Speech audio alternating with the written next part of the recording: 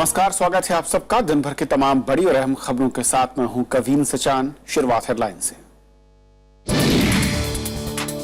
भारत में 10 अरब डॉलर का निवेश करेगा दक्षिण कोरिया। दोनों देशों में अब विशेष रणनीतिक साझेदारी। 7 समझौतों पर हुए दस्तखत।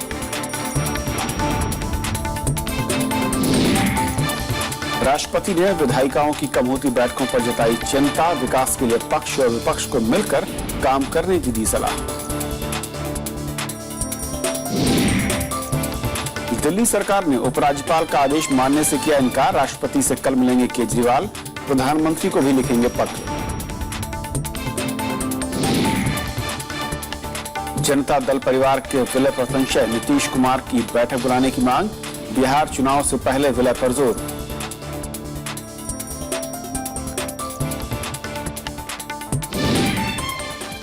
और 42 साल से कोमा में रही अरुणा शानबाग की मौत। 1973 में मुंबई के अस्पताल में हुआ था यौन हमला। इच्छा मृत्यु पर फिर हुई तेज बहस।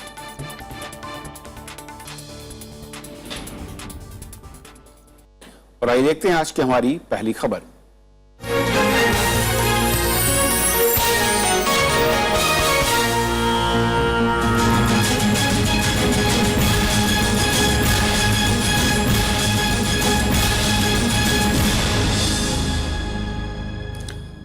भारत और दक्षिण कोरिया के बीच रक्षा, व्यापार और मेक इन इंडिया में सहयोग समेत 7 समझौतों पर सहमति बनी है।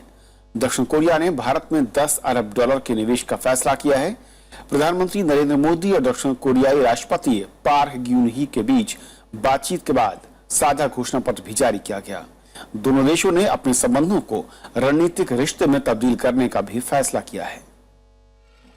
राजधानी सियोल स्थित राष्ट्रपति भवन में प्रधानमंत्री नरेंद्र मोदी का औपचारिक स्वागत किया गया। दक्षिण कोरिया के राष्ट्रपति पार्क ग्यून-ही के साथ उनकी प्रतिनिधिमंडल स्तर की बात हुई। इसके बाद दोनों की मौजूदगी में 7 समझौतों पर सहमति बनी। इनमें रक्षा सहयोग, ऊर्जा और विद्युत क्षेत्र में सहयोग, दोहरे कराधान रोकने के लिए समझौता हुआ है। इसके अलावा सड़क सुरक्षा एवं प्रबंधन, समुद्री परिवहन एवं बंदरगाहों के प्रबंधन, ऑडियो विजुअल सहयोग के तहत फिल्मों के निर्माण में भागीदारी और दोनों देशों में युवा महोत्सव आयोजित करने पर सहमति बनी है। प्रधानमंत्री ने दक्षिण कोरिया के साथ विशेष रणनीतिक साझेदारी बढ़ाने का भी ऐलान किया। I am pleased that we have agreed to upgrade the bilateral relationship to special strategic partnership. The decisions today reflect how seriously we take the new framework of our relationship. The Republic of Korea is the second country with which India will have a diplomatic and security dialogue in 2+2 format. दक्षिण Korea Bharat के make in India अभियान और smart city बसाने की परियोजनाओं में भी सहयोग करेगा। प्रधानमंत्री की इस यात्रा के दौरान भारत को दक्षिण कोरिया से 10 अरब डॉलर का निवेश भी हासिल हुआ है। कोरियाई कंपनियां जहाज निर्माण और एलएनजी टैंकर बनाने की तकनीक भी मुहैया कराएंगी, जिसके लिए दोनों देशों के बीच साझा कार्य समूह का भी गठन किया गया है। We intend to deepen our cooperation in defense technology and manufacturing of defense equipment in India. This sector offers huge opportunities in India. I have requested President Park to support the participation of Korean companies in the defense sector in India. Her response has been very, very positive. दक्षिण Korea की राष्ट्रपति ने कहा कि रक्षा और राजनय में दोनों देश सहयोग बढ़ाएंगे और इसके लिए हर साल एक शिखर सम्मेलन होगा। We also concurred on intensifying cooperation among countries in the Asia-Pacific region by seeking opportunities to work together based on complementarities between the Prime Minister's Act East policy. दोनों नेताओं के बीच बातचीत में दक्षिण चीन सागर में जहाजों के बेरोक-टोक संचालन का भी मुद्दा उठा। भारत ने कहा कि वो इस मसले पर दक्षिण कोरिया के साथ है। प्रधानमंत्री मंगलवार को कोरियाई कंपनियों के सीईओ के साथ भी मुलाकात करेंगे। साथ ही वो उल्सान में एलएनजी टैंकर की तकनीक देखने भी जाएंगे। मेक इन इंडिया के लिहाज से कोरिया भारत के लिए महत्वपूर्ण तो साबित हो सकता है, लेकिन अंतर्राष्ट्रीय राजनीति में कोरिया को भारत की लोकतांत्रिक परंपराओं से बहुत कुछ सीखना है। महत्वपूर्ण बात यह है कि कोरिया, जापान और चीन के झगड़े में भारत को इतना नहीं फंसना चाहिए ताकि भारत के अंतर्राष्ट्रीय संबंध प्रभावित हों। राज्यसभा टेलीविजन के लिए कैमरा पर्सन दुष्वंता के साथ सियोल से अखिलेश सुमन। प्रधानमंत्री नरेंद्र मोदी ने प्रवासी भारतीयों से भारत में निवेश की अपील की है। दक्षिण कोरिया की राजधानी सियोल में उन्होंने भारत को मैन्युफैक्चरिंग हब बनाने की बात कही। उन्होंने कहा कि इसमें नवीनतम तकनीक का इस्तेमाल किया जाएगा। 3 देशों की यात्रा के आखिरी चरण में प्रधानमंत्री नरेंद्र मोदी सोमवार को दक्षिण कोरिया की राजधानी सियोल पहुंचे। हवाई अड्डे पर उनका भारत और दक्षिण कोरिया के अधिकारियों ने स्वागत किया। प्रधानमंत्री ने वहां एकत्र भारतीयों से भी मुलाकात की। नरेंद्र मोदी ने सियोल में राष्ट्रीय स्मारक पर शहीदों को श्रद्धांजलि अर्पित की। नेशनल सिमेट्री दक्षिण कोरिया की आजादी, कोरिया युद्ध और वियतनाम युद्ध के दौरान शहीदों की याद में बनाया गया है। हम हैं दक्षिण कोरिया के नेशनल सिमेट्री के सामने। कोरिया युद्ध में मारे गए सैनिकों की याद में इसे बनाया गया है, लेकिन यह भी सच है कि भारत और कोरिया के गहरे संबंध भी इससे उजागर होते हैं। कोरिया युद्ध की समाप्ति में भारत ने अहम भूमिका निभाई थी और संयुक्त राष्ट्र में भारत के ही प्रस्ताव लाया था, जिसके बाद यह युद्ध बंद हुआ। इसके अलावा भारत और कोरिया के बीच रिश्तेदारी के भी संबंध हैं, जो दोनों देशों को और भी करीब ला देते हैं। प्रधानमंत्री ने क्योंग ही विश्वविद्यालय में भारतीय समुदाय को संबोधित किया। उन्होंने कहा कि उनकी सरकार लुक ईस्ट की जगह एक्ट ईस्ट नीति पर काम कर रही है। मेरी सरकार की नीति का एक महत्वपूर्ण हिस्सा है, खास करके विदेश नीति का, और वो है एक्ट ईस्ट पॉलिसी। प्रधानमंत्री ने कहा कि अब भारत को लेकर विचार बदल रहे हैं। लोग भारत में निवेश के लिए उत्सुक हैं। उन्होंने प्रवासी भारतीयों से इसका लाभ उठाने को कहा। भारत मैन्युफैक्चरिंग हब बने, हमारी कोशिश है दुनिया के पास जो टेक्नोलॉजी है वो टेक्नोलॉजी भारत में भी हो, और भारत के पास जो टैलेंट है उसमें नया इनोवेशन और रिसर्च हो, ताकि दुनिया को हम कुछ दे सके। और इसलिए मेक इन इंडिया का मंत्र लेकर के मैं पूरे विश्व को निमंत्रित कर रहा हूं। सियोल में प्रधानमंत्री ने संयुक्त राष्ट्र के महासचिव बान की मून से भी मुलाकात की। मून दक्षिण कोरिया के ही नागरिक हैं। अखिलेश सुमन, राज्यसभा टीवी। भारत और दक्षिण कोरिया के रिश्तों और आज जो समझौते हुए हैं उस पर और बातचीत करने के लिए हमारे साथ पूर्व विदेश सचिव सलमान हैदर साहब मौजूद हैं। सलमान साहब, बहुत स्वागत है आपका। सबसे पहले मेरा सवाल ये है कि जिस तरीके से मैं कोरिया की बात करूं, पहला कंट्री हुआ करता था जब भारत ने 90 के दशक में अपने दरवाजे खोले थे, दुनिया के लिए बाजार खोले थे। आज जब प्रधानमंत्री कहते हैं मेक इन इंडिया कार्यक्रम, तो फिर नजरें एक बार फिर से वहीं जाती हैं जहां से व्यापार की शुरुआत हुई थी। कैसे देखते हैं आज तमाम करारों को और मोदी साहब की इस यात्रा को आप?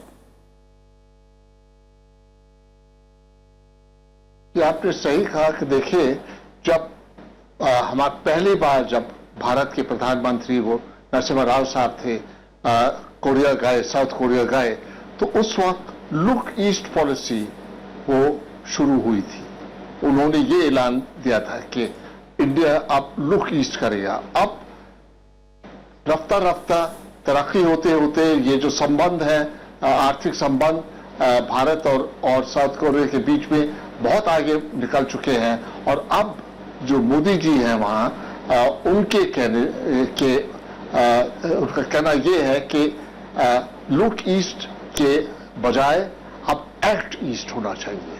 तो ये एक किस्म का प्रोग्रेस है कि जहां पहले हम देख रहे थे कि क्या क्या हो सकता है, अब पूरी तसल्ली मिली है दोनों तरफ को कि सिर्फ देखने की जरूरत नहीं है, कोशिश की जरूरत नहीं है, लेकिन अब आगे बढ़ने का इम्कान हो सकता है। और उसके लिए जो जरूरियात थे, जो प्रिपरेशन थे, वो अब हो चुके हैं। और सलमान साहब, जिस तरीके से तमाम जो दुनिया की एजेंसियां हैं जो कि व्यापार पर नजर रखती हैं, वो भारत को इस तरह की सीख भी देती रही हैं कि वो कोरिया से उस मॉडल को अपनाए या उसकी खूबियों को अपनाए।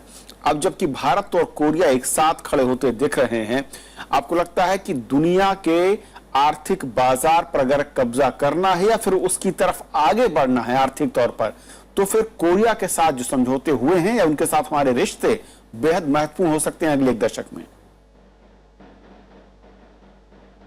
ये तो जरूर सही कह रहे हैं आप, लेकिन कब्जा करने की बात जो आपने कही, ये इस तरफ अगर हम बढ़े और या इस कोशिश में हम लगे रहें कि हम औरों को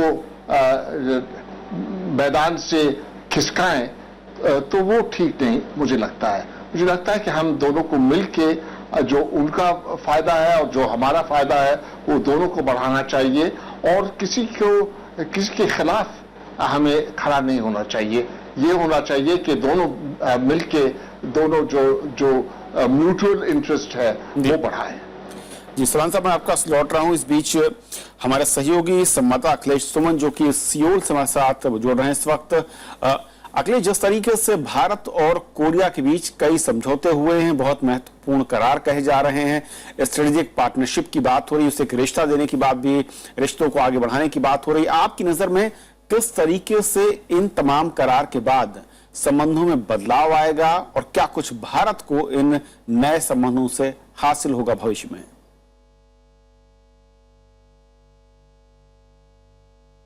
देखिए कविंद, प्रधानमंत्री नरेंद्र मोदी जहां कहीं भी विदेश में जा रहे हैं उनकी दो तरह की रणनीति है। एक रणनीति तो यह है कि वहां जो भारतीय समुदाय के लोग रह रहे हैं उनके अंदर आत्मविश्वास पैदा करना, यह विश्वास पैदा करना कि भारत अब बदल रहा है और उन्हें उस देश के अंदर एक ऐसा माहौल बनाना ताकि वहाँ की जो व्यवसायी है, वहाँ की जो उद्योगपति हैं, वे भारत के पक्ष में सोचें और खुद वहाँ जो रह रहे भारतीय हैं उनके अंदर भी आत्मविश्वास पैदा हो और वो भारत अगर लौटना चाहें तो लौट सकें।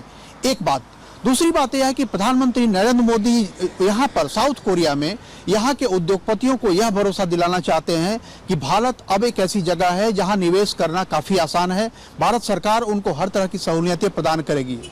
और इसके बाद एक बात यह है कि अभी तक जो दक्षिण कोरिया के साथ हमारा संबंध था वह संबंध था दक्षिण कोरिया से निर्यात का, खास तौर पे कंज्यूमर आइटम्स के निर्यात का। लेकिन भारत अब इसे बदलना चाहता है। भारत यह चाहता है कि दक्षिण कोरिया की जो तकनीकी उपलब्धि है, दक्षिण कोरिया की जो इंफ्रास्ट्रक्चर सेक्टर में महारत है, ट्रैफिक के संचालन में, यातायात के प्रबंधन में, शिपिंग के निर्माण में, इन सारे क्षेत्रों में जो दक्षिण कोरिया की जो महारत है उस महारत का भारत में वह उपयोग करे और भारत में अपने उस उपयोग से भारत में फैक्ट्रियां लगाए, भारत में इस तरह का निवेश करे ताकि भारत के लोगों को भी फायदा हो, भारत के लोगों को रोजगार मिले और दक्षिण कोरिया के जो उद्योगपति हैं वो भी निवेश करें। जो एक सबसे महत्वपूर्ण काम किया है प्रधानमंत्री नरेंद्र मोदी ने, जो दोहरे कराधान को रोकने की बात हुई है, डबल टैक्सेशन अवॉइडेंस ट्रीटी, यह ट्रीटी अभी तक मॉरिशस के साथ थी। मतलब इसका मतलब समझ सकते हैं कि सियोल को प्रधानमंत्री नरेंद्र मोदी यह देख रहे हैं कि वहां से निवेश की अपार संभावनाएं हैं और वहां के उद्योगपतियों को घाटा न हो यहाँ निवेश करने में या वहां के व्यापारियों को घाटा न हो। यानी कि साफ तौर कहा जाए कि नरेंद्र मोदी साहब ने न सिर्फ वहां जो लोग हैं उनको कहा कि आप भारत में निवेश कीजिए, मैन्युफैक्चरिंग हब की बात यानी कि उसी कोरियाई मॉडल को यहां पर भी लागू करने की बात हो रही है। सलमान हैदर साहब, एक आखिरी सवाल आपसे। स्ट्रेटेजिक पार्टनरशिप को लेकर एक पैक्ट हुआ है और कहा जा रहा है कि हम अब नए लेवल पे एंटर करेंगे दोनों देश मिलकर, क्या मायने होंगे इसके? मुझे लगता है कि इसके मायने एक तो ये है कि जो डिफेंस इंडस्ट्रीज हैं उसमें भारत कोरिया के लिए जगह देगा कि वो यहाँ आके अपनी कंपनीज कायम करें और यहाँ आके मैन्युफैक्चर करें, जो अब तक नहीं हो पाया है। जब तक अब तक हमारी अपनी पॉलिसी भी ऐसी थी कि जो डिफेंस मैन्युफैक्चर से ये एक हद तक या करीब करीब पूरे यानी काफी आगे हद तक सरकारी दायरे में थे, उससे बाहर नहीं। अब कोरिया में जाएंगे, कोरिया में जो ये अब बढ़ाने की बात हो रही है इस एरिया में कोऑपरेशन की, वो तो हमें याद रखना होगा कि वो ये उनकी तरफ से वो सरकारी कंपनीज नहीं चलती हैं, ये सब तकरीबन पूरे तौर तक ये प्राइवेट सेक्टर में है। जी जी, तो हमें उनके लिए जो अभी आप कह रहे थे, आपने बताया कि उनके लिए और सहूलियतें दी गई हैं कि उनकी प्राइवेट सेक्टर जो है वो भी आए, उनकी कंपनीज या उनकी कॉर्पोरेट सेक्टर को के लिए हम फैसिलिटीज देना चाहते हैं कि वो आए। तो ये एक यानी तरक्की हो रही है, एक हम आगे बढ़ रहे हैं, यानी उनकी तरफ हम भी कह सकते हैं सलमान साहब के जा रहे हैं। कॉन्फिडेंस लेवल है, जो ट्रस्ट है वो इतना ज्यादा है कि हम उन्हें अगले दौर के लिए हम अपने दरवाजे खोल लें, न सिर्फ व्यापार बल्कि दूसरे ऐसे सेंसिटिव सेक्टर जिसको लेकर अब तक हमने दरवाजे बंद रखे हैं। बहुत बहुत शुक्रिया सर, वक्त देने के लिए इस अहम मसले पर बातचीत करने के लिए। तो ये थी हमारी पहली खबर। छोटा सा ब्रेक के उस पार दिन भर की दूसरी बड़ी खबरें।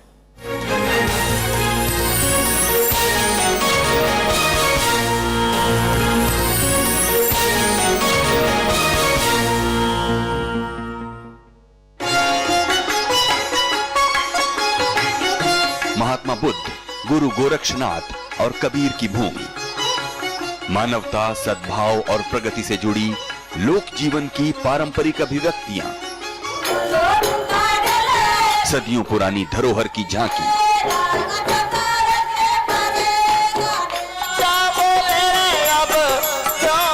देखिए हमारी स्पेशल रिपोर्ट लोक रंग में, सिर्फ राज्यसभा टीवी पर।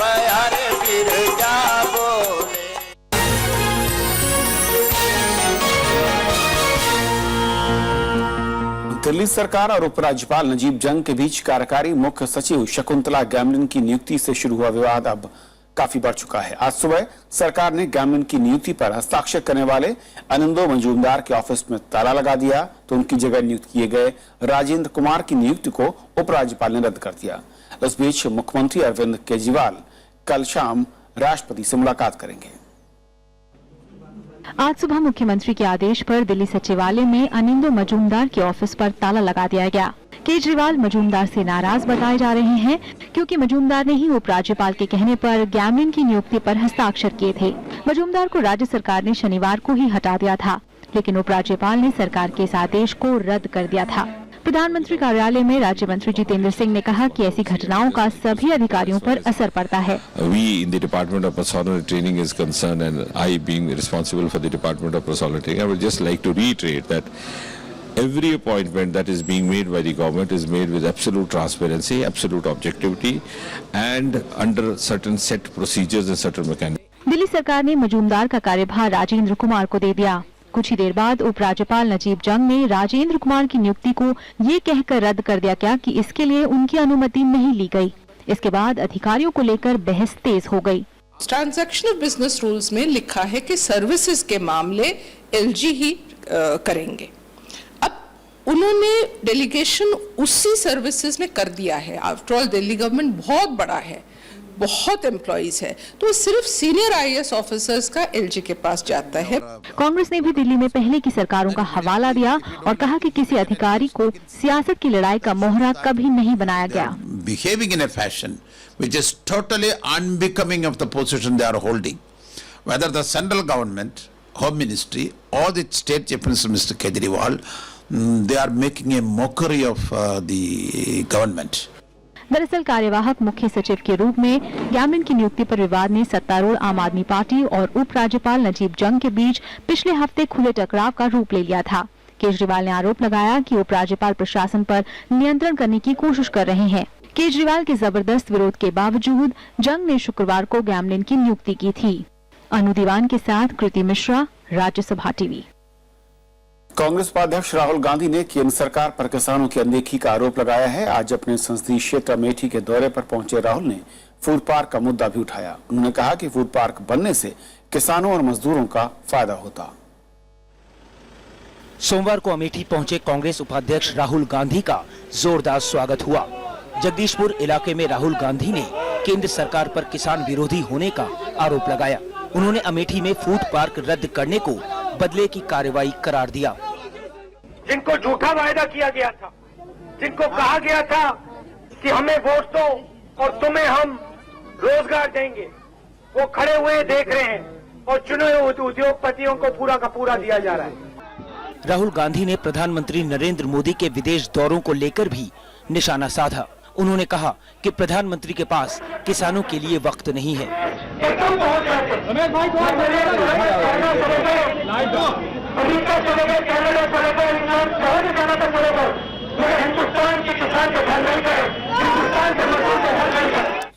केंद्रीय खाद्य प्रसंस्करण मंत्री हरसिमरत कौर बादल ने राहुल गांधी पर गुमराह करने का आरोप लगाया।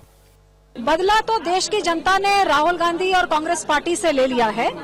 अब ये सरकार तो बदलाव लाना चाहती है। जो पॉलिसी पैरालिसिस चल रही थी, डिसीजन मेकिंग जीरो पे थी, प्रधानमंत्री फैसला करते थे तो राहुल गांधी कहते थे इस फैसले को तो फाड़ के कूड़े में फेंक देना चाहिए, जिस करके कोई भी फैसला नहीं लिया जा रहा था। और यही कारण कि एक फूड पार्क जो 2 साल में चालू होना चाहिए, 4 साल तक उधर एक काम भी नहीं शुरू हुआ। कांग्रेस उपाध्यक्ष राहुल गांधी अपने संसदीय क्षेत्र अमेठी के 3 दिन के दौरे पर हैं। इस दौरान वो पद यात्रा करके लोगों से मुलाकात करेंगे। Bureau report, Rajya Sabha TV. 42 साल तक कोमा में रहने के बाद आज नर्स अरुणा शानबाग ने जिंदगी का साथ छोड़ दिया। अरुणा मुंबई के किंग एडवर्ड मेमोरियल अस्पताल में एडमिट थी। इसी हॉस्पिटल में 1973 में उन पर यौन हमला हुआ था। अरुणा के जाने के बाद इच्छा मृत्यु और बलात्कार जैसे जघन्य अपराध में सजा को लेकर बहस एक बार फिर तेज हो गई है। अरुणा शानबाग की मौत पर गमगीन ये लोग उनके रिश्तेदार नहीं हैं। ये वो नर्सें हैं जिन्होंने 4 दशक तक अरुणा की देखभाल की। कुछ दिनों से अरुणा को जीवन रक्षक प्रणालियों पर रखा गया था। उन्हें निमोनिया हो गया था और वो फेफड़ों के संक्रमण से जूझ रही थी। आखिरकार उन्होंने किंग एडवर्ड मेमोरियल का वो छोटा सा कमरा छोड़ दिया जो 42 साल से उनका घर बना हुआ था। परिवार वाले आने की जरूरत नहीं है, उनको आना है तो ह्यूमैनिटी ग्राउंड में उनको दर्शन के लिए देंगे, बाकी अंतिम संस्कार उनका करने का कुछ भी अलाउड नहीं है। अरुणा की मौत के बाद एक बार फिर इच्छा मृत्यु पर बहस तेज हो गई है। अरुणा की जीवनी लिखने वाली पिंकी वीरानी ने साल 2011 में अरुणा के लिए मौत की अपील की थी, जिसे सुप्रीम कोर्ट ने खारिज कर दिया था। सबको ऐसे लगता है कि वो आखिर पूरे लाइफ में वो कुछ शांत कोमा में रही है और आखिर में आज स्लिप आउट हो गई है। ऐसा नहीं था, ऐसा नहीं था। हमारी अरुणा कूट कूट के मरी है, हर दिन मरी है। केईएम अस्पताल में जूनियर नर्स के तौर पर नियुक्त अरुणा पर 27 नवंबर 1973 को यौन हमला हुआ था। Bureau report, Rajya Sabha TV. राष्ट्रपति प्रणब मुखर्जी ने संसद और विधानसभाओं की बैठकों की संख्या में कमी और सदन में गतिरोध पर चिंता जताई है। देहरादून में उत्तराखंड विधानसभा के विशेष सत्र में राष्ट्रपति ने आज कहा कि राजनीति में मतभेद भुलाकर विकास का काम होना चाहिए। राष्ट्रपति प्रणब मुखर्जी ने सोमवार को उत्तराखंड विधानसभा के विशेष सत्र को संबोधित किया। उन्होंने संसद और विधानसभाओं की घटती बैठकों पर चिंता जताई। It is unfortunate that time devoted by legislation has been gradually declining across the country. The presiding officers' conference more than once have decided that at least 100 days sittings in parliament and in state legislature should take place. राष्ट्रपति ने कहा कि लोकतंत्र में गतिरोध की जगह नहीं है और लोकतांत्रिक तरीके से असहमति जताई जानी चाहिए। Dissent should be expressed with decency and within the concerns of the parameters of parliamentary devices. Democracy should compose of 3 Ds: debate, discussion, dissent, decisions, and there is no additional D, disruption. इससे पहले उत्तराखंड के मुख्यमंत्री हरीश रावत ने राष्ट्रपति का स्वागत किया। आज उस श्रृंखला में हम सब शिष्यवत आपके ज्ञान का लाभ उठाने के लिए यहाँ पर उपस्थित है। हम सब नतमस्तक होकर आपका हार्दिक अभिनंदन करते हुए आपको विश्वविख्यात गंगा आरती व भगवान केदारनाथ के दर्शनों के लिए आमंत्रित करते हैं। इस मौके पर राज्यपाल के पॉल, उत्तराखंड विधानसभा के अध्यक्ष गोविंद सिंह कुंजवाल और नेता विपक्ष अजय भट्ट ने भी विधानसभा के विशेष सत्र को संबोधित किया। उत्तराखंड विधानसभा के अपने ऐतिहासिक संबोधन में राष्ट्रपति ने जहां एक ओर तमाम नियमों, संसदीय परंपराओं और व्यापक अनुभवों के आधार पर बहुत से बातों का हवाला दिया, वहीं उनका सबसे अधिक जोर इस बात पर रहा कि सदन ज्यादा से ज्यादा दिन तक चले ताकि लोगों की समस्याओं का वाजिब समाधान निकल सके। कविन राज ठाकुर और साथी भावना चौहान के साथ अरविंद कुमार सिंह, राज्यसभा टीवी, देहरादून। अगले कुछ दिनों में केंद्रीय सतर्कता आयुक्त की नियुक्ति हो जाएगी। सरकार ने आज इसका ऐलान किया। सुप्रीम कोर्ट से हरी झंडी मिलने के बाद सरकार ने आज इसकी घोषणा की है। केंद्र सरकार ने 6 महीने की देरी के बाद केंद्रीय सतर्कता आयुक्त और सतर्कता आयुक्त की नियुक्ति की प्रक्रिया शुरू कर दी है। कार्मिक राज्य मंत्री जितेंद्र सिंह ने कहा कि सुप्रीम कोर्ट में मामला होने की वजह से नियुक्तियों में देरी हुई। We have to keep it informed about every stage of procedure being followed as far as the appointment of the CVC is concerned, and you are right. as a follow-up of that, we had a court appearance a couple of days back, and the court has given us the green signal to go ahead. केंद्रीय सतर्कता आयुक्त और सतर्कता आयुक्त के लिए 135 आवेदन मिले हैं। इनमें से हर पद के लिए 10-10 नामों को छांटा गया है। नियुक्ति 3 सदस्यीय समिति करती है। इसमें प्रधानमंत्री के अलावा केंद्रीय गृह मंत्री और लोकसभा में सबसे बड़े विपक्षी दल का नेता शामिल होता है। कोर्ट का आदेश हम समझते हैं कि मोदी सरकार उसका पालन करेगी और जो सभी स्टेक होल्डर्स हैं, सभी लोग हैं, विपक्ष के लोग हैं और जो उनके अपॉइंटमेंट पैनल में आते हैं, इन सबको विश्वास में लेकर के जल्द ही सीवीसी की नियुक्ति होगी। Supreme court has made it clear the process must be very transparent and there should not be any arbitrariness. Supreme court ने 13 मई को केंद्रीय सतर्कता आयुक्त और सतर्कता आयुक्त के चयन और नियुक्ति को मंजूरी दी थी। प्रदीप कुमार पिछले साल सितंबर में केंद्रीय सतर्कता आयुक्त के पद से रिटायर हुए थे, तब से ये पद खाली है। कृति मिश्रा, राज्यसभा टीवी। द्रौपदी मुर्मू ने आज झारखंड की 9वीं राज्यपाल के रूप में शपथ ग्रहण की। वो देश की पहली आदिवासी महिला राज्यपाल बनी है। राज्य के मुख्य न्यायाधीश न्यायमूर्ति वीरेंद्र सिंह ने द्रौपदी को पद की शपथ दिलाई। मुर्मू ने डॉक्टर सैयद अहमद का स्थान लिया है, जिनको अब मणिपुर का राज्यपाल बनाया गया है।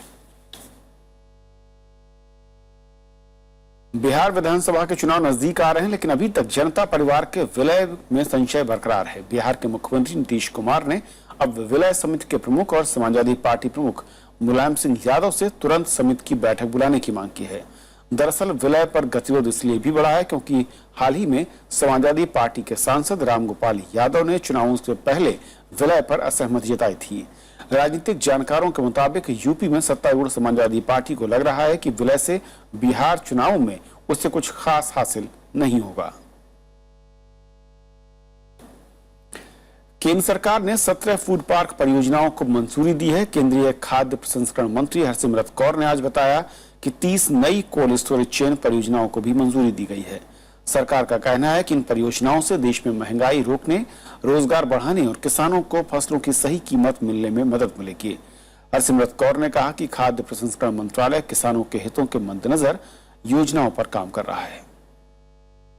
इन्फ्लेशन को एड्रेस करने के लिए, वेस्टेज को रोकने के लिए, किसान का भला करने के लिए, एम्प्लॉयमेंट जनरेट करने के लिए, ये सारी चीजें साइमल्टेनियसली ये फूड प्रोसेसिंग इंडस्ट्री एड्रेस कर सकती है। और मुझे इस बात की खुशी कि इस इंडस्ट्री को बढ़ावा देने के लिए 17 नए मेगा फूड पार्क्स 2300 करोड़ की लागत से जो लगेंगे। तो खबरों के आज के सफर में इतना ही। नमस्कार।